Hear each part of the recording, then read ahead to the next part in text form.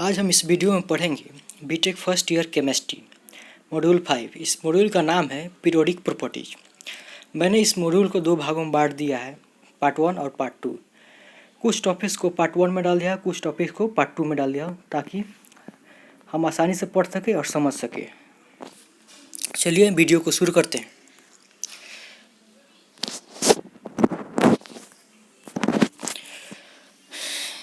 इस पार्ट में हम पढ़ेंगे ionisation enthalpy, electronegativity, electron affinity और electron gain enthalpy, summary of periodic properties, effective nuclear charge, atomic size, ionic size, acids and properties of acid. सबसे पहले मेरा जो टॉपिक है वो है आयोनाइजेशन एंथैल्पी। आयोनाइजेशन एंथैल्पी होता क्या है, पहले ये समझना सबसे बड़ी बात होती है। एंथैल्पी का मतलब होता है एनर्जी या potential. The minimum energy required to remove an electron from outermost shell of an isolated gaseous atom is known as ionization enthalpy। और एनर्जी वह सबसे कम एनर्जी जो सप्लाई होता है एक गैसियस एटम में, ताकि एक उसके आउटर मोस्ट सेल से एक इलेक्ट्रॉन को निकाला जा सके, उसे ही कहते हैं आयोनाइजेशन एंथैल्पी या एनर्जी। जो एनर्जी हम सप्लाई करते हैं यानी ज़रूरत पड़ती है कि इलेक्ट्रॉन को निकालने के लिए, उस एनर्जी को ही हम क्या बोलते हैं, आउटर मोस्ट, उस एनर्जी को ही हम बोलते हैं आयोनाइजेशन एनर्जी या एंथैल्पी या आयोनाइजेशन पोटेंशियल। जैसे हम ग्राफ को समझा देते हैं आप लोगों को। मान लीजिए कि यह मेरा न्यूक्लियस है और मेरा यह फर्स्ट सेल है, सेकेंड सब सेल है, ये मेरा थर्ड सब सेल है और इलेक्ट्रॉन इधर यहाँ पे है। इस इलेक्ट्रॉन को हमको बाहर निकालना है, तो कुछ ना कुछ तो एनर्जी देनी पड़ेगी। और जो एनर्जी रिक्वायर्ड होती है इस इलेक्ट्रॉन को इस एटम से बाहर निकलने के लिए, उसी एनर्जी को कहते हैं आयोनाइजेशन एंथैल्पी या एनर्जी। आई होप आप लोग को ये सब समझ में आ गया होगा। It is also refer ionisation energy और पोटेंशियल। इसे आयोनाइजेशन एनर्जी और पोटेंशियल भी कहते हैं आयोनाइजेशन एंथैल्पी को। जैसे एग्जांपल देख लेते हैं। जैसे एम कोई गैसियस एटम है, उसमें IE1 एनर्जी सप्लाई करते हैं तो एक इलेक्ट्रॉन निकलता है, तो मेरा बचता क्या है, रिएक्टेंट क्या बच जाएगा, रिएक्शन के बाद रिजल्टेंट बच जाएगा M+, लेकिन स्टेट सेम रहेगा। स्पेशल कंडीशन में ही उसका स्टेट चेंज होता है और एक इलेक्ट्रॉन बाहर हो जाएगा। वैसा ही M+ में से एक और हम निकालेंगे तो थोड़ा सा और एनर्जी देना पड़ेगा। उस एनर्जी का नाम हो जाएगा IE2। तो क्या मेरा बचेगा M2+, फिर एक इलेक्ट्रॉन बाहर हो जाएगा। फिर थोड़ा सा और एनर्जी हम देते हैं और एक और इलेक्ट्रॉन निकालना है तो थोड़ा सा और एनर्जी हमको देना पड़ेगा। तो M+2 में से एक IE3 जब एनर्जी देते हैं तो M3+ बच जाता है और इलेक्ट्रॉन एक बाहर निकल जाता है, एक इलेक्ट्रॉन बाहर निकल जाता है। तो ऑर्डर ऑफ आयोनाइजेशन एनर्जी होगा क्या है, अगर एक इलेक्ट्रॉन निकालना होगा तो थोड़ा सा एनर्जी में काम चल जाएगा, और 2 निकालना होगा उससे थोड़ा ज़्यादा देना पड़ेगा, अगर 3 निकालना होगा तो उससे और थोड़ा ज़्यादा देना पड़ेगा। इसीलिए IE3 का वैल्यू मैक्सिमम होगा, यानी आयोनाइजेशन एनर्जी ऑफ IE3 सबसे अधिक होगी और IE1 सबसे कम होगी। M3 का मतलब क्या हुआ, किसी एटम में से M3+ में का मतलब हुआ किसी एटम में से 3 इलेक्ट्रॉन निकाल लिया गया है। अगर यही M3- होता तो इसका मतलब क्या, किसी एटम में 3 इलेक्ट्रॉन दिया गया है यानी ऐड किया गया है, लेकिन यहाँ पे तो प्लस है। इसका मतलब किसी एटम में से 3 इलेक्ट्रॉन को बाहर रिमूव कर लिया गया यानी निकाल लिया गया। अब हम चलते हैं पीरियोडिसिटी ऑफ आयोनाइजेशन एंथैल्पी। यानी पीरियोडिसिटी ऑफ आयोनाइजेशन एंथैल्पी का मतलब होता है कि पीरियोडिक टेबल में आयोनाइजेशन एंथैल्पी या एनर्जी होता क्या है, ग्रुप में क्या होगा, घटेगा या बढ़ेगा, किधर घटेगा किधर बढ़ेगा, टॉप में घटेगा या बॉटम में घटेगा, पीरियड में क्या होगा, लेफ़्ट टू राइट चलेंगे तो घटेगा या राइट टू लेफ़्ट चलेंगे तो घटेगा, वो जान लेते हैं। तो ग्रुप में क्या होता है, जैसे जैसे हम टॉप टू बॉटम चलते हैं, यानी ग्रुप क्या किसे कहते हैं, जो वर्टिकल बॉक्सेस होता है, जो वर्टिकल बॉक्सेस होता है हमारे पीरियोडिक टेबल में, ये वाला वर्टिकल बॉक्स ऐसे होता है, वर्टिकल बॉक्सेस उसे कहते हैं ग्रुप, इसे कहते हैं ग्रुप। वर्टिकल बॉक्सेस को ग्रुप बोलते हैं। जैसे हम टॉप टू ग्रुप में टॉप टू बॉटम की तरफ जाते हैं तो नंबर ऑफ सेल बढ़ता है। जब नंबर ऑफ सेल बढ़ेगा, टॉप टू बॉटम जाएंगे तो नंबर ऑफ सेल बढ़ेगा। जब नंबर ऑफ सेल बढ़ेगा तो क्या होगा, attraction, force of attraction nucleus के द्वारा कम हो जाएगी। जब फोर्स ऑफ अट्रैक्शन न्यूक्लियस के द्वारा कम हो जाएगी तो किसी इलेक्ट्रॉन को निकालना बहुत आसान हो जाएगा। जब किसी इलेक्ट्रॉन को निकालना बहुत आसान हो जाता है तो हमें एनर्जी कम देनी पड़ती है। जब एनर्जी हम कम देंगे यानी आयोनाइजेशन एनर्जी उसकी कम हो जाएगी यानी डिक्रीज करेगी टॉप टू बॉटम जाने पर। जैसे हम फिर समझा देना आपको, मान लीजिए हमारा ये न्यूक्लियस है, ये फर्स्ट सबसेल है, सेकेंड सबसेल है, थर्ड सबसेल। किसी गैसीय सिस्टम में 3 ही सबसेल है मान लीजिए। इसमें क्या है, एक नंबर ऑफ सबसेल ज़्यादा है, एक इलेक्ट्रॉन यहाँ पे है, एक इलेक्ट्रॉन यहाँ पे है, एक इलेक्ट्रॉन यहाँ पे।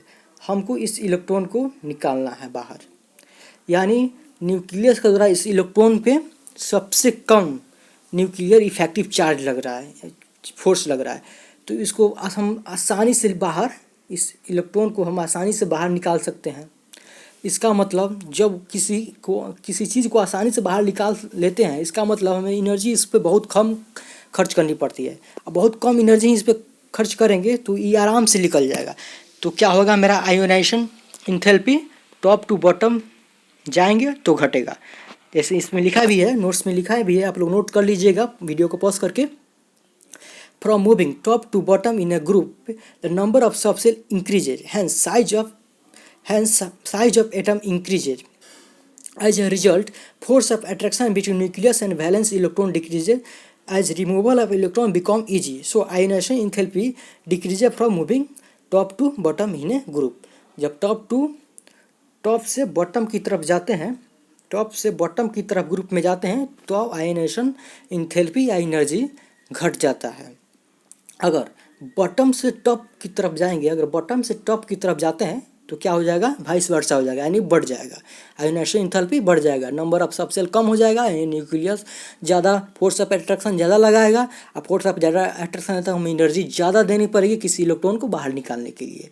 और आयोनाइजेशन एंथैल्पी होता क्या है, आयोनाइजेशन एंथैल्पी होता है कि किसी गैसियस एटम से एक इलेक्ट्रॉन, उसका आउटर मोस्ट सेल से एक इलेक्ट्रॉन को निकालने में जितना एनर्जी खर्च होती है उसे ही कहते हैं आयोनाइजेशन एंथैल्पी। अब कोई डाउट नहीं होगा, मेरे ख्याल से आप लोग समझ गए होंगे। अब इन पीरियड में देख लिए, पीरियड में क्या होता है, from moving left to right in a periods the size of atom decreases due to increasing effective nuclear charge. So usually ionization enthalpy of increases moving left to right in a bottom in a period. अगर period क्या होता है, सबसे पहले ये हमें समझना चाहिए, ये होता है हॉरिजॉन्टल बॉक्सेस। पीरियोडिक टेबल में जो हॉरिजॉन्टल बॉक्सेस होता है उसे ही कहते हैं पीरियड, उसे ही कहते हैं क्या, पीरियड। जब हम लेफ्ट टू राइट जाते हैं तो नंबर ऑफ के सबसेल क्या होता है, कम होता है, डिक्रीज करता है, यानी नंबर ऑफ सबसेल डिक्रीज होगा तो यानी इसका मतलब न्यूक्लियस ज़्यादा न्यूक्लियर इफेक्टिव न्यूक्लियर चार्ज लगाएगी किसी इलेक्ट्रॉन पे। अगर किसी ज़्यादा पे लगाती है तो क्या होता है, जैसे कि फिर समझा दे रहा हूँ मैं आपको ग्राफ के जरिए। मान लीजिए मेरा न्यूक्लियस है और हम जानते हैं लेफ़्ट टू राइट जाएंगे तो नंबर ऑफ सबसेल कम होगा। मान लीजिए ये 1 और ये 2 ही सबसेल है और ये मेरा सारा इलेक्ट्रॉन्स, ये सारा मेरा इलेक्ट्रॉन्स रहा। अगर इस इलेक्ट्रॉन को मुझे बाहर निकालना है, आउटर मोस्ट सेल से बाहर निकालना है, यानी इसकी दूरी, न्यूक्लियस और इस इलेक्ट्रॉन की दूरी बहुत बेहद कम है, यानी फोर्स ऑफ अट्रैक्शन ज़्यादा लग रहा है। उसमें 3 सबसेल था, इसमें ग्रुप में 3 सबसेल था, लेकिन पीरियड में 2 ही सबसेल है। इस इलेक्ट्रॉन को हम जब बाहर निकालना है तो यही फोर्स ऑफ अट्रैक्शन न्यूक्लियस ज़्यादा लगा रही थी इसमें, इसका मतलब क्या हुआ, एनर्जी मुझे ज़्यादा देना पड़ेगा। जब एनर्जी ज़्यादा देना पड़ेगा तो आयोनाइजेशन एनर्जी बढ़ेगा।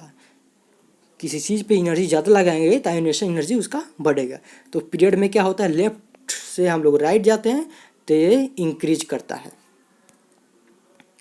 अब ऑर्डर ऑफ आयोनाइजेशन इंथैल्पी देख लेते हैं। जैसे lithium lesser than barium and barium is greater than boron, boron is lesser than carbon, carbon is lesser than nitrogen, nitrogen is greater than oxygen, oxygen is lesser than fluorine, fluorine is lesser than neon. ये ऐसा क्यों होता है? यहाँ पे आप लोग देख रहे होंगे कि नाइट्रोजन का एटॉमिक नंबर 7 होता है, यानी जाहिर है एटॉमिक नंबर 7 होता है, जबकि ऑक्सीजन का 8 होता है एटॉमिक नंबर, ठीक है। लेकिन ऑक्सीजन का इंथैल्पी, आयोनाइजेशन इंथैल्पी नाइट्रोजन से कम क्यों होता है?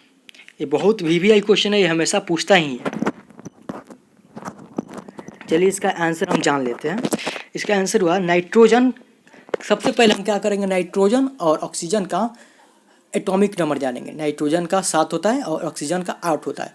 फिर इसका इलेक्ट्रॉनिक कॉन्फ़िगरेशन लिखेंगे। इससे नाइट्रोजन का 1s2 2s2 2p3 हुआ, बल्कि ऑक्सीजन का ns2 2s2 2p4 हुआ। अब हम जानते हैं कोई भी एलिमेंट स्टेबल कब होता है, जब वह हर एलिमेंट स्टेबिलिटी चाहता है। हर लोग चाहता है कि हम कोई ना कोई काम करके स्टेबल हो जाए ताकि आगे के लाइफ अच्छे से बीत जाए। वैसे ही एलिमेंट भी चाहता है कि मैं भी स्टेबल हो जाऊं ताकि ना इधर जाऊं ना इधर उधर जाऊं, एकदम आराम से काम करूं अपना।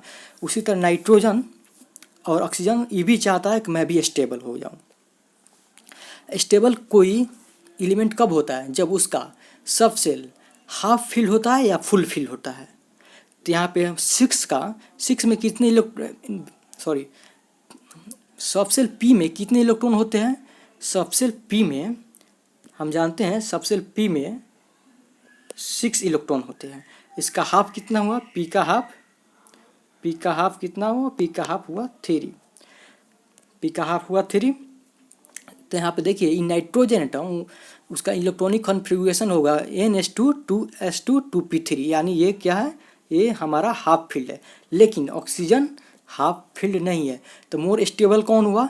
मोर स्टेबल हुआ नाइट्रोजन।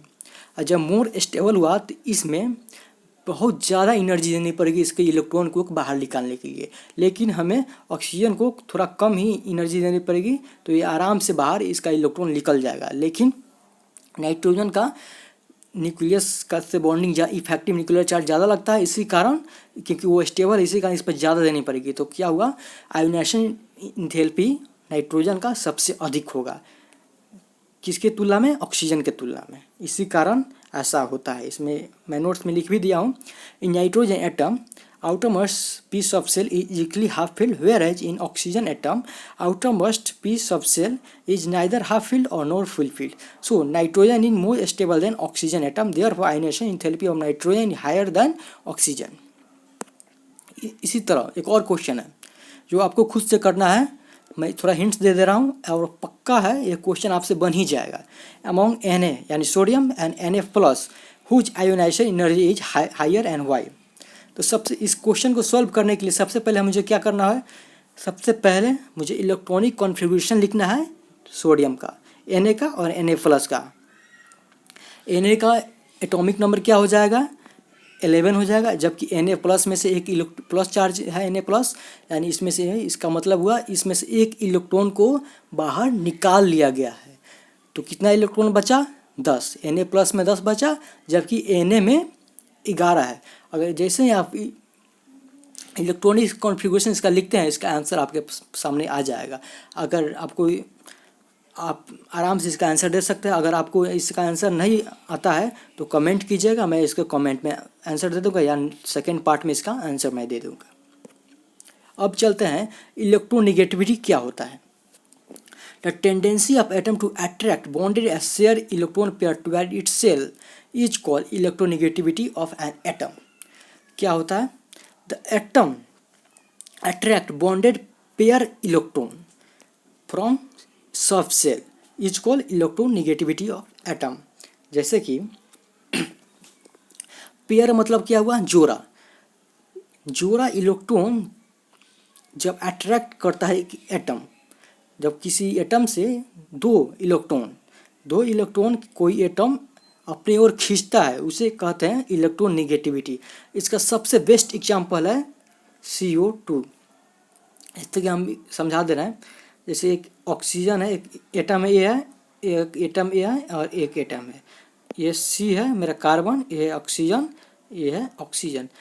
कार्बन में वैलेंस इलेक्ट्रॉन कितने होते हैं, 4, 1 2 1 2, जबकि ऑक्सीजन में 2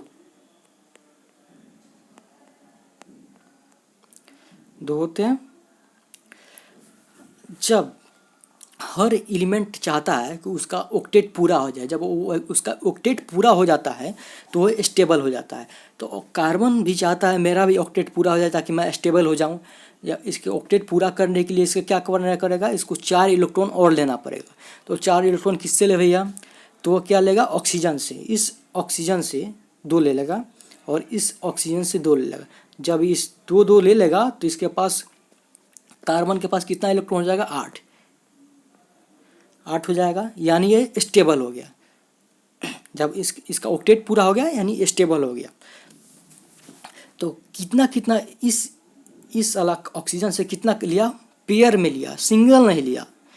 पेयर में लिया, 2 लिया। इससे भी क्या लिया, 2 लिया, पेयर में लिया। यानी यह इलेक्ट्रोनेगेटिविटी शो कर रहा है।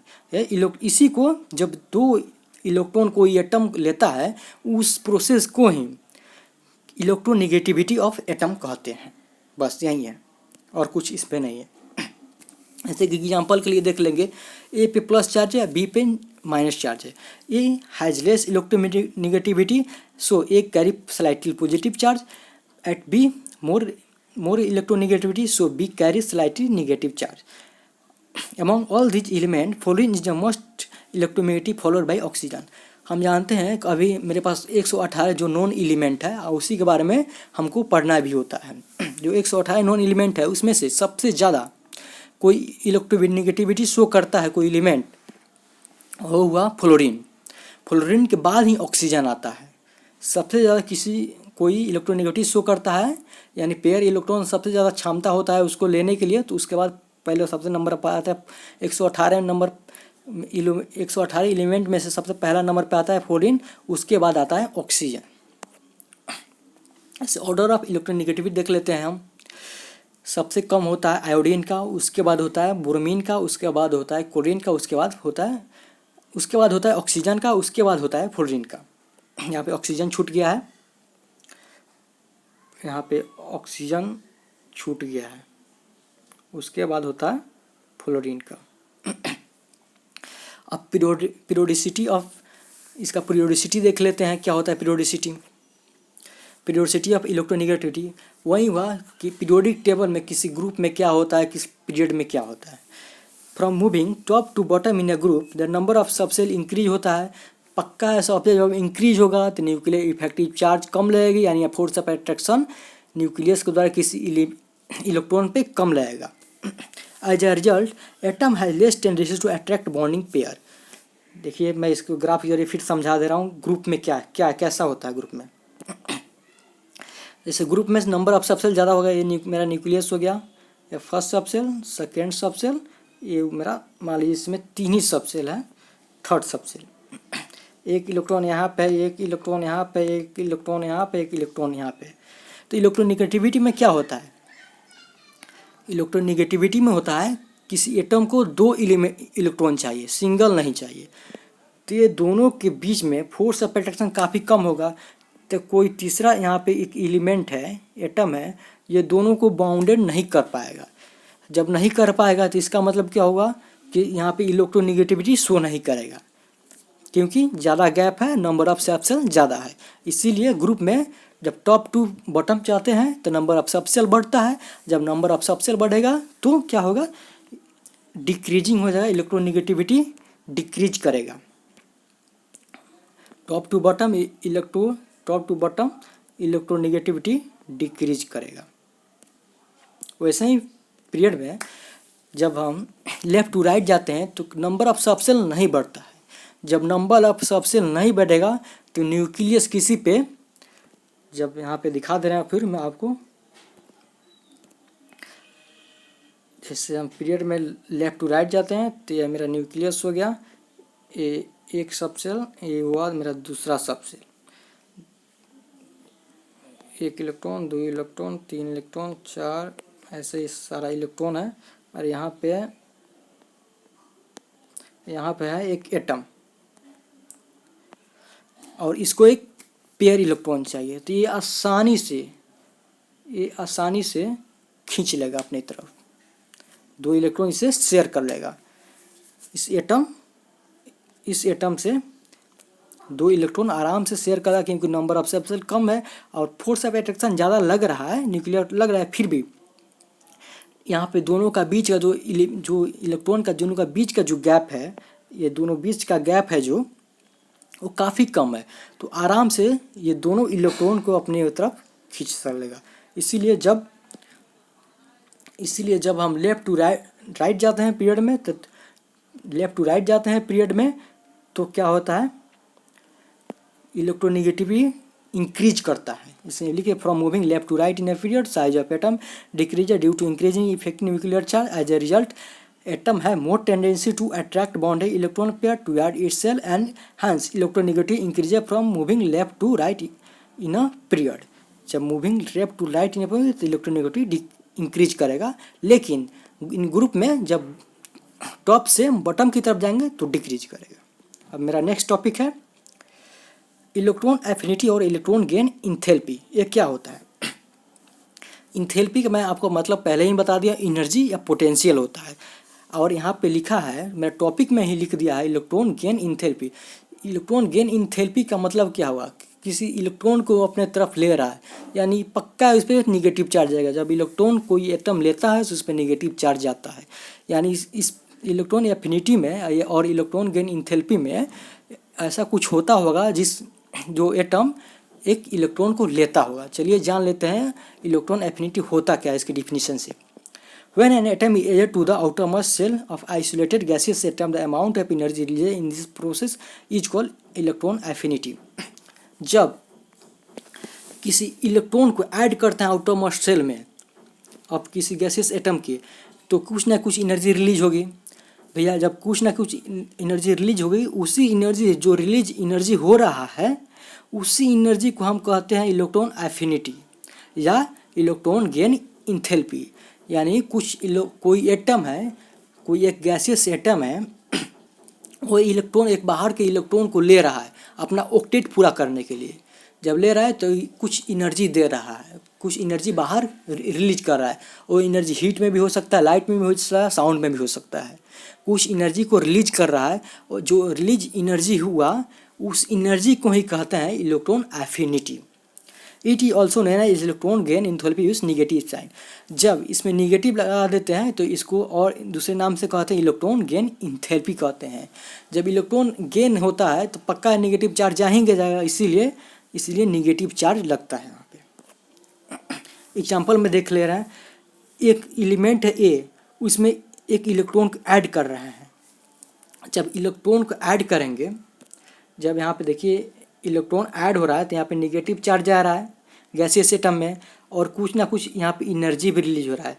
मान लीजिए वो एनर्जी है एक्स के जी जूल पर मोल है, एक्स के जी जूल पर मोल है। लेकिन इसको मान लीजिए कोई ऑब्जेक्टिव क्वेश्चन आता है, इलेक्ट्रॉन एफिनिटी के जगह पे इलेक्ट्रॉन गेन इंथैल्पी लिख देगा, तो इस माइनस के जगह पे ऑप्शन में प्लस आला अगर के जी पर मोल होगा, अगर इलेक्ट्रॉन गेन एफिनिटी लिखता है तो ये सही है। कोई ऑब्जेक्टिव क्वेश्चन में पूछ देगा इलेक्ट्रॉन गेन एफिनिटी का रिएक्शन क्या होता है या फार्मूला क्या होगा, तो ये मेरा सही है। लेकिन इलेक्ट्रॉन गेन इंथैल्पी लिखेगा तो क्या होगा, ये बदल जाएगा। क्या बदलेगा? इसमें सब सेम ही रहेगा, माइनस जी यहाँ पे हो जाएगा माइनस एक्स के जी पर मोल। माइनस एक्स के जी पर मोल हो जाएगा। क्यों माइनस होगा? क्योंकि इलेक्ट्रॉन गेन इंथैल्पी जब लिखेगा तब भी होगा, नहीं तो अगर इलेक्ट्रॉन एफिनिटी लिखता है तो प्लस में ही के जी पर मोल होगा। चलिए आगे बढ़ते हैं। आगे का टॉपिक क्या है? Periodicity of electron affinity. अब पीरियड में क्या होता है, इन ग्रुप में क्या होगा, इस इलेक्ट्रॉन एफिनिटी और पीरियड में क्या होता है। In group from moving top to bottom in a group atomic radius increase. मैं बार बार बता रहा हूँ, जब टॉप से बॉटम जाएंगे तो एटॉमिक रेडियस इंक्रीज करेगा, तो जाहिर है एटॉमिक रेडियस इंक्रीज करेगा तो इलेक्ट्रॉन भी इंक्रीज करेगा ही करेगा। So atom tendency to attract each other, hence their electron affinity decrease है। तो क्या होता है, जब सबसेल इंक्रीज करेगा तो कोई इलेक्ट्रॉन यहाँ पे है, कोई इलेक्ट्रॉन यहाँ पे है, कोई इलेक्ट्रॉन यहाँ पे है, कोई इलेक्ट्रॉन यहाँ पे है, कोई इलेक्ट्रॉन यहाँ पे है। तो इन दोनों के बीच में, दो इलेक्ट्रॉन के बीच में, इलेक्ट्रॉन 1 इलेक्ट्रॉन 2 के बीच में फोर्स ऑफ अट्रैक्शन काफ़ी कम लग रहा है। तो कोई तीसरा एक इलेक्ट्रॉन है जो हम यहाँ पर डालना चाहते हैं बाहर से, तो आसानी से यहाँ पर डाल देंगे, क्योंकि दोनों के बीच में फोर्स ऑफ अट्रैक्शन जो कम लग रहा है, क्योंकि नंबर ऑफ सबसेल ज़्यादा है, इसी कारण फोर्स ऑफ अट्रैक्शन कम लग रहा है, तो आसानी से डाल सकते हैं। जब आसानी से यहाँ पर डाल देंगे तो क्या होगा, इलेक्ट्रॉन एफिनिटी डिक्रीज करेगा। Electron affinity from moving in group top to bottom decrease है। जब आसानी से डाल देंगे तो कम ही ना एनर्जी देना पड़ेगा उसको, कम ही ना एनर्जी रिलीज होगा वहाँ पे। जब किसी चीज़ में, इस एटम में कोई इलेक्ट्रॉन को आसानी से डाल दे रहे हैं तो आप जाहिर कम ही एनर्जी रिलीज करेगा। लेकिन इन पीरियड में क्या होता है, इसका उल्टा हो जाएगा। From moving left to right in a period atomic radius increase and effective nuclear charge increase, so atom have more tendency to attract an atom, that's why electron affinity increase from moving left to right in a period, और electron gain enthalpy increase more negative from moving left to right. लेकिन हम period में क्या होता है, left to right जाते हैं तो नंबर ऑफ सबसेल कम होता है। जब नंबर ऑफ सबसेल कम होगा तो पास में इलेक्ट्रॉन होगा। जब पास में इलेक्ट्रॉन होगा तो किसी तीसरा इलेक्ट्रॉन को डालेंगे तो वहाँ पे से ज़्यादा एनर्जी रिलीज करेगा। इन पीरियड में क्या होता है, इलेक्ट्रॉन एफिनिटी इंक्रीज करता है from moving left to right. Right the difference between electron affinity and electron negativity. क्या होता है, इलेक्ट्रॉन निगेटिविटी में क्या होता है, पेयर ऑफ इलेक्ट्रॉन को हम लेते हैं, लेकिन इलेक्ट्रॉन एफिनिटी में क्या होता है, एक इलेक्ट्रॉन को इसमें ऐड करते हैं। It in applied in molecules, जो कि इलेक्ट्रॉन निगेटिविटी मॉलिक्यूल्स के लिए अप्लाई होता है, लेकिन इलेक्ट्रॉन एफिनिटी गैसियस एटम के लिए अप्लाई होता है। इसे नोट्स कर लीजिएगा, क्या वीडियो लंबा हो जाएगा, इसी कारण आप नोट कर लीजिएगा इसको नोटबुक में अपने। अब समरी ऑफ पीरियोडिक प्रॉपर्टीज कुछ होगा। एटॉमिक रेडियस क्या होता है, इन ग्रुप में इंक्रीज करेगा लेकिन पीरियड में डिक्रीज करेगा। वैसे ही वॉल्यूम, किसी एटम का वॉल्यूम क्या होगा, इंक्रीज करेगा ग्रुप में लेकिन पीरियड में डिक्रीज करेगा। आयोनाइजेशन एंथैल्पी में बता चुका हूँ, पीरियड में ग्रुप में डिक्रीज करेगा क्योंकि नंबर ऑफ सबसेल ज़्यादा हो जाएगा। इसी कारण ग्रुप में from moving top to bottom decrease करेगा, लेकिन पीरियड में from moving left to right increase करेगा। इसे भी आप नोट कर लीजिएगा। आगे बढ़ते हैं। इफेक्टिव न्यूक्लियर चार्ज क्या होता है। इफेक्टिव न्यूक्लियर चार्ज क्या होता है, बहुत छोटा ही टॉपिक है, बता दे रहा हूँ जल्दी से। The effective nuclear charge in A net is the net positive charge experience by electron in A polyatomic atom. जो न्यूक्लियस जो फोर्स लगाता है अपने आजू बाजू के इलेक्ट्रॉन पे, उसी फोर्स को क्या कहते हैं, इफेक्टिव न्यूक्लियर चार्ज। जो न्यूक्लियर के द्वारा फोर्स लग रहा है, अपने पूरा नेट फोर्स लग रहा है अपने आसपास जो इसको इलेक्ट्रॉन होगा, जैसे कि यहाँ पे मेरा न्यूक्लियस और 1 2 3 4 ऐसे मेरा जो इस सारे इलेक्ट्रॉन पे इसके द्वारा जो फोर्स लग रहा है, net force, resultant force, net force लग रहा है, उसे ही कहते हैं effective nuclear charge. It is denoted by Z star और जेफ से भी डिनोट करते हैं। ZEFF से भी न्यूक्लियर इफेक्टिव न्यूक्लियर चार्ज को हम लोग डिनोट करते हैं। इफेक्टिव न्यूक्लियर चार्ज का फॉर्मूला क्या होता है, Z- से Z क्या होता है, एटॉमिक नंबर हो जाएगा या नंबर ऑफ प्रोटॉन। S क्या होता है, शील्डिंग कांस्टेंट। शील्डिंग कांस्टेंट क्या होता है, the difference between, shielding constant क्या होता है, difference between effective nuclear charge and repulsive force acted bye electron is called shielding constant, जो फोर्स ये न्यूक्लियस लगा रहा है इस इलेक्ट्रॉन पे, इन दोनों का जो डिफरेंस होगा, न्यूक्लियस लगा रहा है फोर्स पे, यानी इन दोनों का डिफरेंस होगा, वही होगा शील्डिंग कांस्टेंट। शील्डिंग कांस्टेंट का इक्वल टू होता है जेड, यानी atomic number minus nuclear effective charge. Atomic size क्या होता है आप सब जानते हैं, एटॉमिक साइज का बचपन से पढ़ते आ रहे हैं। Atomic size is distance between the centre of nucleus and atomic atom and its outermost shell. दोनों का आउटरमोस्ट सेल और सेंटर ऑफ न्यूक्लियस का बीच की दूरी को ही बीच की, जैसे न्यूक्लियस हो गया, जैसे मेरा न्यूक्लियस हो गया और एक और दो ही सब सेल मान लेते हैं, तो इसका दोनों का बीच का दूरी जो होता है उसी को एटॉमिक साइज कहते हैं। इसी को एटॉमिक साइज कहते हैं। आगे बढ़ते हैं। Ionic size, the ionic size when atom lose और gain electron become negative charge और positively charge is called ionic size.